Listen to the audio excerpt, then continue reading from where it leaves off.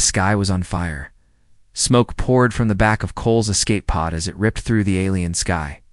Sparks flew as metal scraped against thick jungle trees. The crash was loud, trees broke like sticks, then silence. Cole opened his eyes. Slowly, blood ran down the side of his face. His hands trembled. His pod was half buried in the ground. Alarms blinked. Oxygen low. Power failing. He groaned and pushed the door open. Smoke and heat hit his face like a wave. He stumbled out, coughing. The jungle around him was thick and green, but not normal.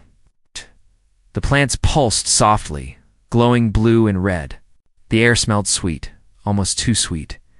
He looked at the scanner on his wrist. Planet, uncharted, no signal. Great. Then he heard it drums, rhythmic, deep, getting closer. Before he could run, sharp wooden spears circled him. Creatures stepped from the trees. They were tall, muscular, and covered in war paint. Their yellow eyes glowed in the jungle light.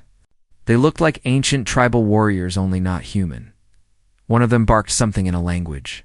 Didn't understand. Cole raised his hands slowly. Easy. I'm not a threat. They didn't listen. They tied his hands, lifted him, and carried him away like a prize. They reached the village just before sunset. It was built with bones and wood. Skulls hung from ropes. Strange fire danced in the center. Cole was thrown to the ground in front of a massive stone pit. The heat coming from it was unbearable. He looked inside and saw coals glowing red. Beside, the pit was a giant black pot big enough for a person. His heart dropped. Oh no, they're going to eat me.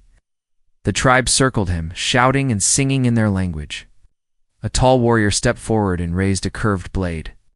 The others clapped and laughed. Then she appeared. The crowd fell silent. A figure stepped through the crowd, tall and graceful. She wore silver bones on her shoulders and had glowing lines drawn across her face. Her skin was lavender. Her hair was braided with feathers. Her eyes, strange and calm. The priestess. She looked at Cole. Then she spoke, and her voice was clear, in perfect English. Stop. Everyone froze, even the warrior holding the blade. Lowered it. He is not meat. He is the one we have waited for, she said firmly. Cole blinked in shock. Wait, what did you just say? The priestess slowly walked toward him. She stared at the mark on his arm, a glowing pattern he had never seen before. It had appeared after the crash. He has the sign, the fire mark. It is him. The warriors began to whisper among themselves. One shouted something angry. The priestess didn't flinch. She turned her head slowly toward the elder, sitting on a bone throne. By the laws of flame, I claim him. He is under my protection. The elder narrowed his eyes, then gave a slow nod. The warriors looked disappointed. They untied Cole, but didn't free him completely. Instead, they tied his hands with vines and dragged him toward a wooden cage. Cole stumbled beside the priestess and whispered, "Why are you helping me?" She didn't look at him. Instead, she said, "Because your arrival means the prophecy is true." They pushed him inside the cage and locked it. The tribe went back to singing, but the fire pit no longer roared for flesh. Cole sat against the wooden bars, breathing hard. His head spun. "What prophecy? What are you talking about?" he asked. The priestess stood outside his cage, watching the fire. "The fire speaks to those who listen," she said. "And it told me one day a man would fall from the sky wearing the mark of flame. That man would decide whether we burn or rise." Cole laughed bitterly. "You've got the wrong guy." She finally turned to look at him again. Her eyes were serious. "Then survive tomorrow's trial and prove it." "Trial?" She smiled faintly. "If the fire doesn't eat you, maybe the tribe won't either." And then she walked away, her silver bones clinking as the shadows swallowed her form. Cole sat alone in the darkness. The fire still crackled in the distance. His heart beat fast. He wasn't sure if he had just been saved or delayed from being cooked. But one thing was certain: the fire pit had awakened something. And it was only the beginning. Asterisk, the jungle never slept, even inside the cage. Cole could hear the hissing of strange lizards, the howl of distant beasts, and the low hum of alien insects buzzing under the moonlight. His body was sore. His wrists burned where the vines had cut his skin. But his mind was even more restless. Who was that priestess? Why did she speak English? And what was this mark she saw on him? Cole looked down at his arm. The strange pattern like a ring of fire still glowed softly on his shoulder. It hadn't been there before the crash. It pulsed now, like it had a heartbeat of its own. Then, without warning, she came again. She moved like a shadow, quiet, smooth. The guards didn't see her. Maybe they just didn't dare stop her. She wore a thin cloak this time. Her face was painted with symbols that glowed under the stars. She knelt beside his cage and whispered, "Are you still alive, Sky Beast?" Cole raised an eyebrow. "Well, not cooked yet." She gave a small, amused smile. "My name is Inshira," she said softly, "and I've waited for you since I was a child." Cole leaned closer. "That prophecy again?" "Look, I'm just a guy who crash-landed. I'm no beast, no hero." She reached through the cage and gently touched the mark on his shoulder. Dot, dot, dot, dot, dot, dot.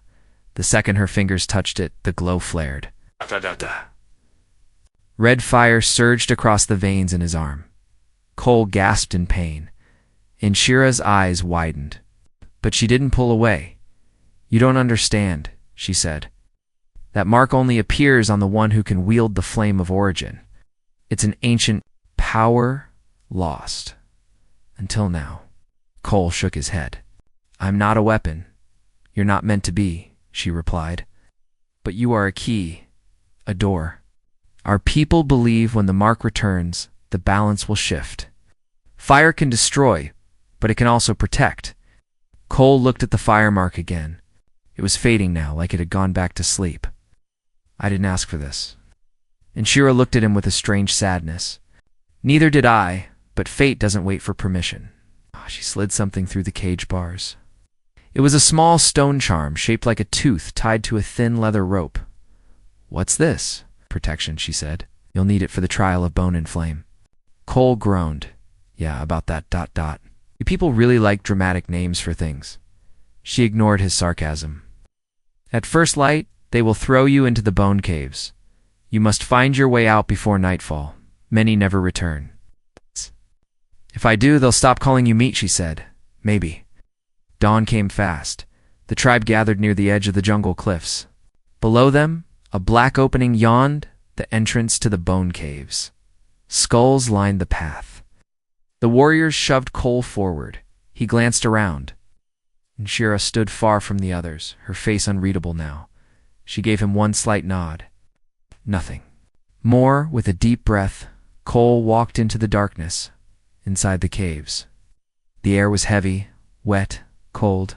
His steps echoed strangely. The walls were jagged and slick. Strange red moss glowed in patches along the ceiling, casting a dim light. Then he heard it. A clicking sound. He turned and froze. Something was moving, out of the shadows. Crawled a creature with 6 limbs and bone armor on its back. Its eyes were pitch black, and its teeth gleamed. Cole backed up. He reached for anything, a stick, a rock, anything. The charm around his neck suddenly grew warm. He clutched it. Suddenly, the bone creature stopped, but it tilted its head, and then knit. Backed away. Cole blinked. What the hell? More clicks echoed deeper in the cave. More creatures, dozens, but none attacked. They stared, then slowly. They bowed to him. Cole didn't understand it. But he ran deeper into the cave, using the glowing moss to guide his way. He reached a massive underground chamber. At its center was a stone altar, an old skeleton, wearing armor burned with the same fire mark he now had. He reached out. The moment he touched the altar, a wave of heat blasted through him. He saw flashes, visions, a great war, a burning star, a blade of light, and a girl standing in the fire. Then all went black. He woke up just outside the cave entrance. The tribe stood there, weapons raised, expecting to fight whatever came. Out. But when they saw Cole walk out, unharmed, marked, glowing faintly, ... They dropped their weapons, and for the first time someone from the crowd whispered, "Sky Beast." Shira stepped forward. He's ready for what comes next. The fire didn't just test the body, it tested the soul. Cole stood in the center of the village circle, his clothes torn, his skin still glowing faintly from the strange energy deep within the bone caves. But what truly shocked the tribe wasn't his survival, it was the silence of the bone beasts. They had watched him, surrounded him, and then bowed to him like he was their king. Now, the tribe didn't chant or jeer. They stared, afraid, curious, confused. The elder seated on his bone-carved throne finally rose.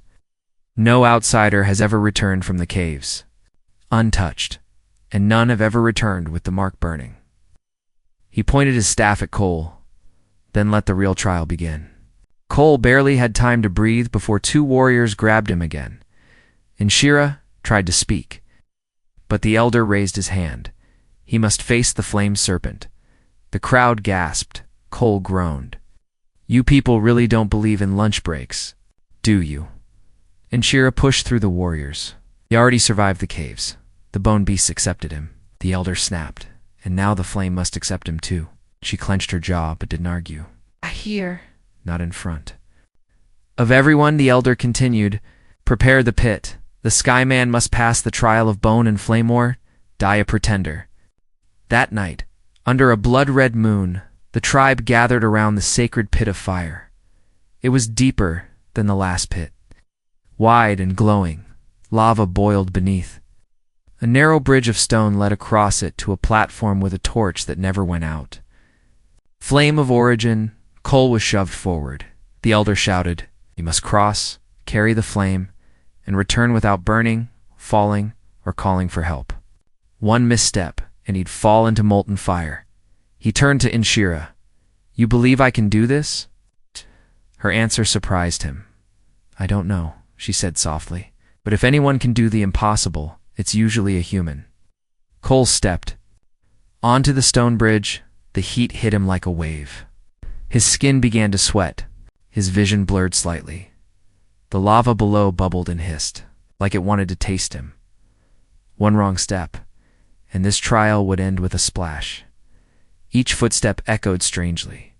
The stone felt alive, almost pulsing beneath his feet, halfway across. He stopped.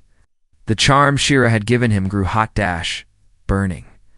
Suddenly, a vision exploded in his mind. He saw flames. A battlefield of stars. A younger version of Shira, crying out as fire consumed her people. A figure in burning armor standing tall, holding a blade shaped like a serpent made of fire. That figure had his face. The vision vanished as quickly as it came. Cole dropped to one knee, gasping, but he didn't fall. He rose, step by step, and reached the other side. The eternal torch stood before him, flames dancing like they were alive. He reached out.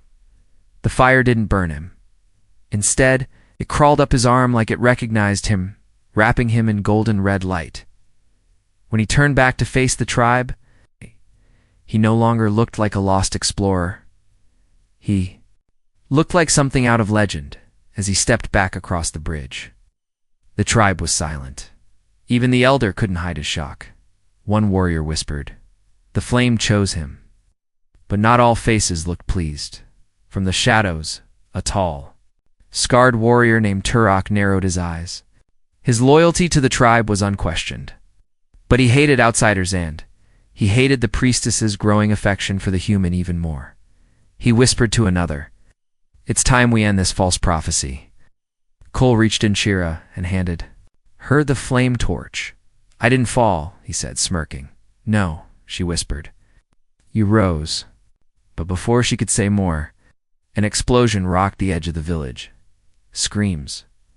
Fire. Shadowy beasts broke through the trees, not bone beasts, something darker, twisted, black-skinned creatures with jagged teeth and red eyes. They moved like smoke and struck like lightning. The tribe panicked. Cole didn't think. He charged. The fire mark on his arm blazed when he punched the nearest creature. Fire exploded from his hand, blasting it backward in ash. The others screamed in fear, not of him, but of what lived inside him. The battle was short but brutal. When the creatures fled, they left behind one thing. The dark sigil burned into the ground, pulsed with evil. The elders stared at it, afraid.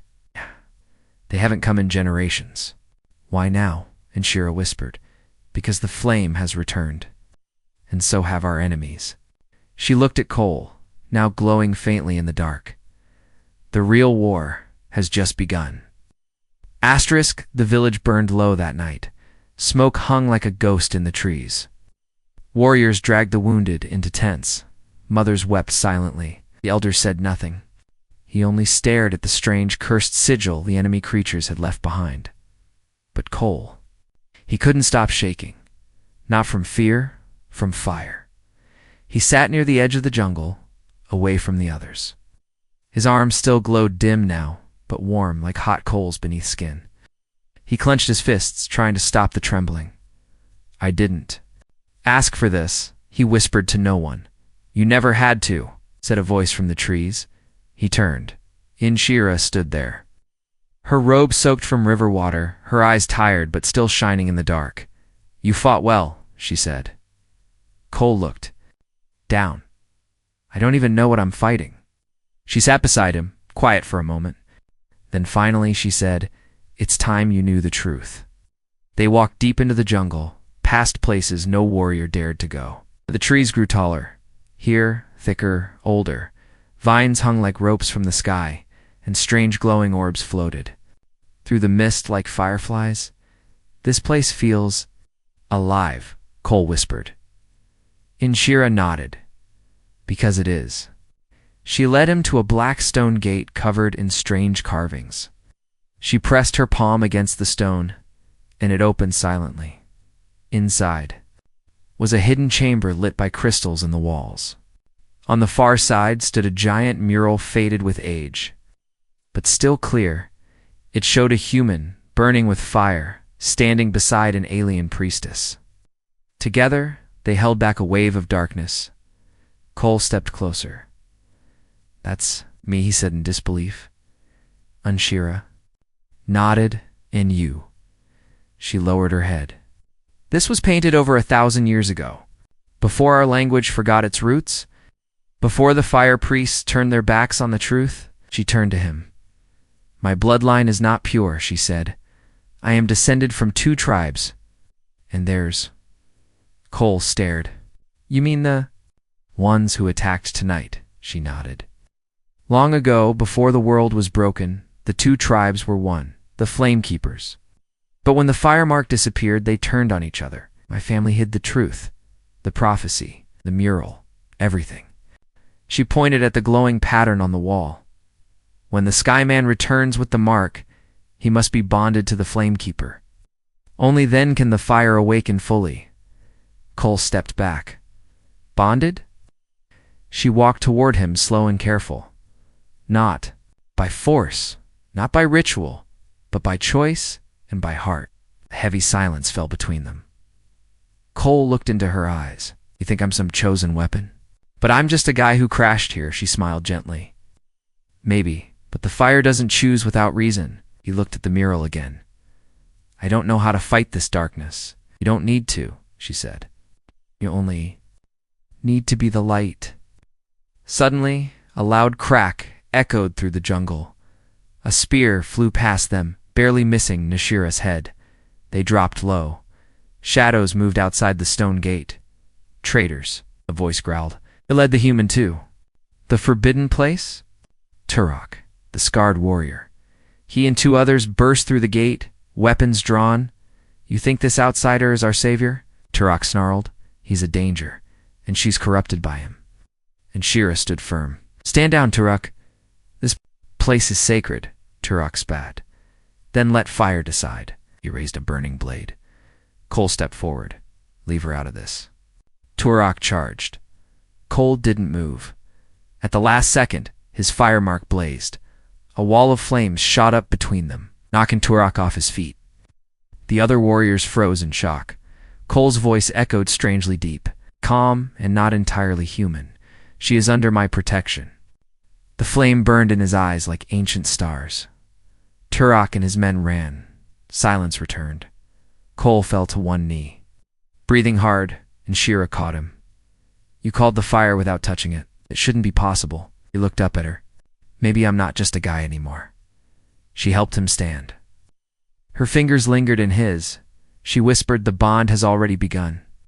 They left the chamber and returned to the village just before sunrise. The elder was waiting. He looked at Cole and said nothing for a long time. Then he bowed his head and whispered, Sky Beast. Inshira stepped forward. The fire is rising. She looked at Cole. He's ready. The village celebrated at dawn. Drums echoed. Fires were lit in every corner. Children danced in painted masks. Warriors roared in pride. And old ones whispered legends they had not told in years. For the first time in a generation, hope had returned. But deep beneath the cheers, fear walked silently. Cole stood beside Inshira near the elder's fire. He wore new clothing woven by the Flame Maidens, simple but marked with the flame crest, a symbol that once belonged only to the high firebloods of ancient times. Villagers didn't look at him with hate anymore. They looked at him like a god, and that made Cole uncomfortable. I'm not their savior, he muttered. Inshira glanced at him. They don't need a god, just someone who doesn't run, he sighed. That I can do. But someone was running, and that someone wore the face of a friend. Later that night, as the fire faded into ash and villagers returned to their homes, a lone figure moved through the shadows of the temple. Trard, his pride burned like poison in his chest. The human had stolen their prophecy, their priestess, their respect. He knelt before a dark stone hidden beneath the temple's roots. The same sigil the creatures had left in the attack was glowing again, and this time it answered him. A voice cold and echoing spoke into his mind. Open the gate. Let the real fire return. Turok didn't hesitate. He smeared blood across the stone, and the jungle shivered. Back in her tent, Inshira lit a small flame between her hands. The sacred fire never lied. It could see truths the eyes could not. She closed her eyes and whispered, a prayer. The fire flickered, then turned black. Her eyes flew open. No. Something had been poisoned. She rushed to the well of the sacred spring, but it was too late. The water shimmered with a strange, oily surface, corrupted. She shouted to the guards, seal the spring? This is a curse. Cole woke to the sound of shouting. He rushed out of his hut to see warriors gathering near the spring. What's going on? He asked. The one elder glared at him. This happened after you came. After you touched the fire. A murmur rose through the crowd. Poison, darkness, human. It was spreading like wildfire. Inshira stood between Cole and the tribe. This isn't his doing. But someone stepped forward from the crowd. Turo, I saw him, he said with calm, cold eyes. Walked near the spring hours ago. Alone. Cole's jaw tightened. You're lying. What? Turok smiled. Then prove it. The crowd turned, doubt growing. Even some of Inshira's closest allies took a step back. Put him through the trial again, someone shouted. No more trials, said another. He's the reason we're cursed. Inshira raised her voice. Enough. But her voice shook now. Even she could feel it. The fire was shifting. The elder, old and tired, looked at Cole. One last test. One only a true firebearer can survive. He pointed toward the edge of the jungle, the black plateau. Cole felt Inshira grab his hand. It's death. But Cole looked her in the eye. Then I'll face it. 'Cause if I run now, they'll never believe again. She squeezed his hand. I'm coming with you. They traveled together through the thick vines and sharp rocks for hours. The deeper they went, the more the jungle felt sick. The plants were dying. The wind whispered things in voices too old to understand, and when they reached the black plateau, they saw it. A massive crater of cracked stone and dead ash, and in the center a creature waiting. It looked almost human, but twisted, bones on the outside of its skin, glowing red eyes, and a familiar mark burned into its chest. Inshira froze. That's not a beast. That was one of us. Cole's eyes widened. What happened to it? She spoke quietly. It bonded with the fire. Without the heart, only the hunger. The creature charged. Cole met it head on, fire blazing in. His arm, their blows shook the trees. Fire met shadow. Light met rot. The beast was strong, but, mindless Cole remembered the vision in the cave. The fire wasn't just a weapon, it was memory, it was choice. He dropped his fist and opened his arms. I forgive you. The flame inside him exploded outward, not to destroy, but to purify. The creature howled and vanished into golden dust. Inshira rushed to him.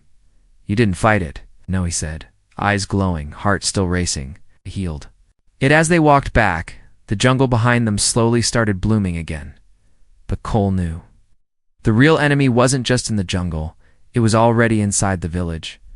The jungle was healing. But the village was cracking. Cole and Nashira returned to the village at dawn, tired and dirty, their clothing torn from the battle. Warriors who once cheered his name now stood in silence as he passed. The sacred fire flickered nervously in the center pit. Its flame was dim, and Shira whispered, "The tribe is afraid, and when people are afraid, they follow the loudest voice." That voice was now Turok's. Turok stood proudly on the temple steps, surrounded by young warriors and elders who had once doubted him. Now they bowed their heads when he passed.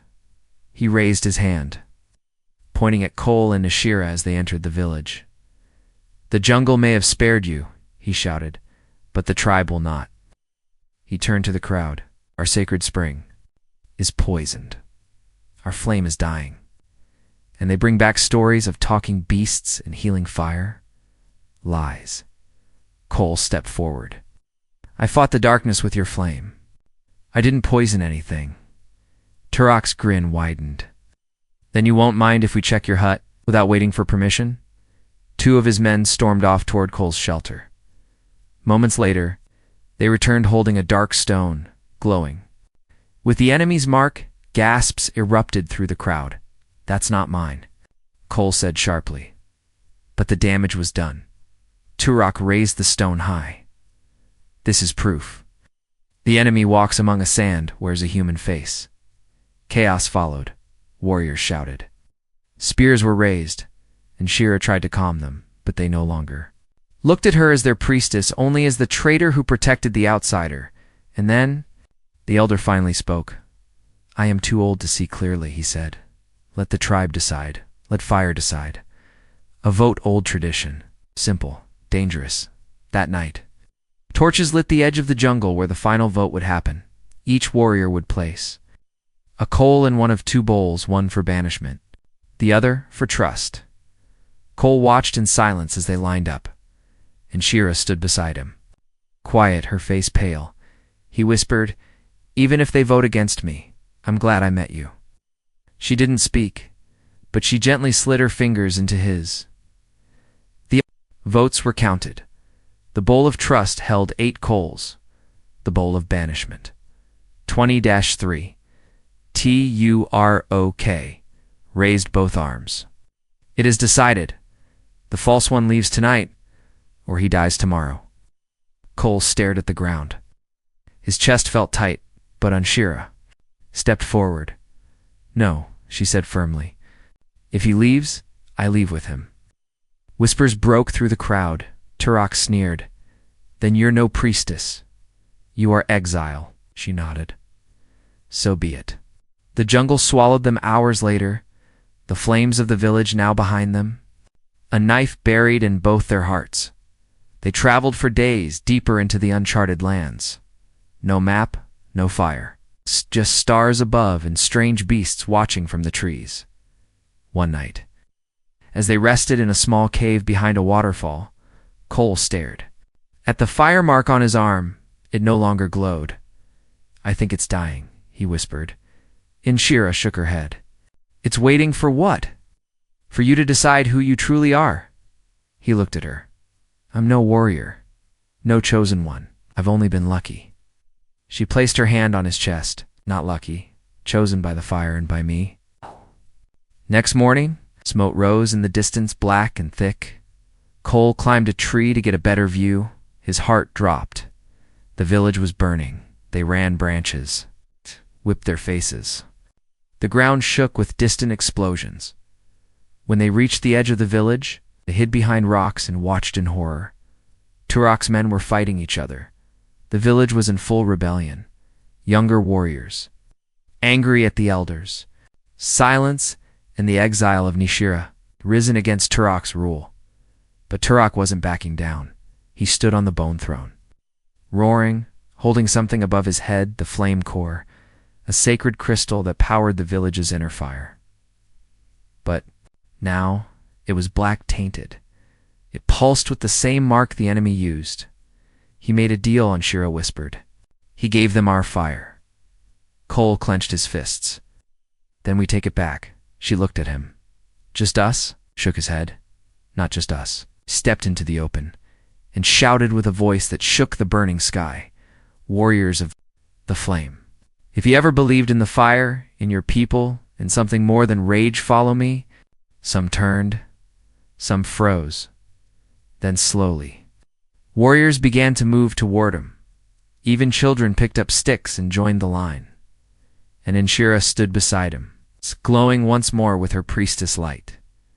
Together they charged the flame throne straight, toward the traitor who burned their home in the name of power. The sky burned orange. The village, the once proud home of warriors, elders, and children, was now a battlefield. The fire that had once brought light now brought only shadows. At the center of it all stood Turok, not a warrior anymore, not even a man, but something twisted by power. The flame core, once pure and golden, now pulsed with black fire in his chest. His body was covered in dark armor that wasn't forged but grown, like living metal. His eyes no longer blinked, they boiled.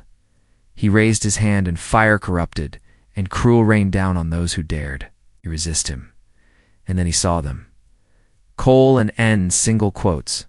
Standing in the smoke together, you should have stayed in exile. Priestess, Turok bellowed. And you should have stayed loyal to the flame, she replied. He laughed, voice echoing unnaturally.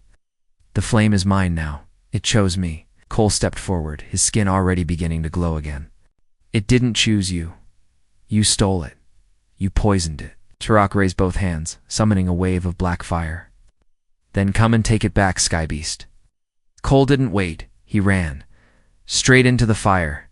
The corrupted flames slammed into him, but they didn't burn.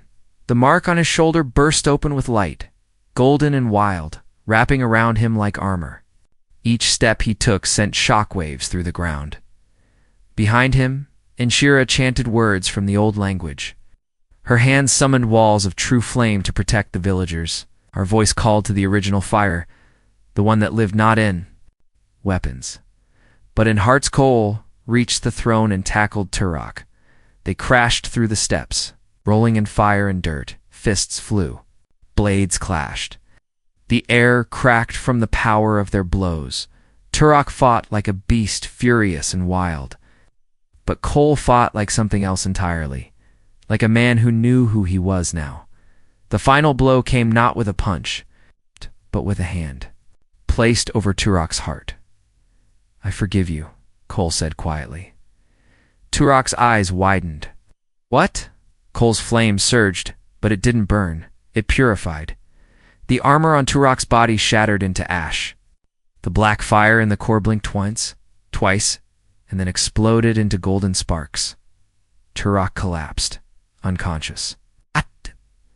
But alive, the battlefield fell silent. The corrupted warriors dropped their weapons. Children peeked out from huts. The flame-true flame rose from the broken throne, tall and golden once more. Cole stood over the ruins, chest heaving. Anshira walked to his side. She placed her hand on his shoulder. He was never your enemy, she said. No, Cole agreed. Fear was. The elder, badly wounded, but alive, limped forward. He looked at Cole, then dropped to one knee. Our fire was lost, he said. But you reminded us of what it truly is. He looked at Anshira. And you gave it a voice. In the days that followed, the village was rebuilt not in bones, but in light. The sacred spring ran clear again. The children no longer wore masks of war, but paint of peace. Cole stayed not as a king, not as a god, but as a guardian, and in Shira, she was more than a priestess now. She was the future. One night, under the twin moons, Cole sat near the old fire pit, the very one where they once planned to cook him alive. And Shira sat beside him. Funny, he said. How this is where it all Started, she smiled softly. Where it almost ended, too. He looked into the fire. You never told me what the prophecy said. About after, she leaned into him. It ends when fire and heart become one. When the one who fell from the sky chooses to stay. He looked at her quiet, and then said the words he hadn't dared say before. I'm staying. She didn't answer with words, just with a kiss, as the fire danced around them, not in rage, but in peace.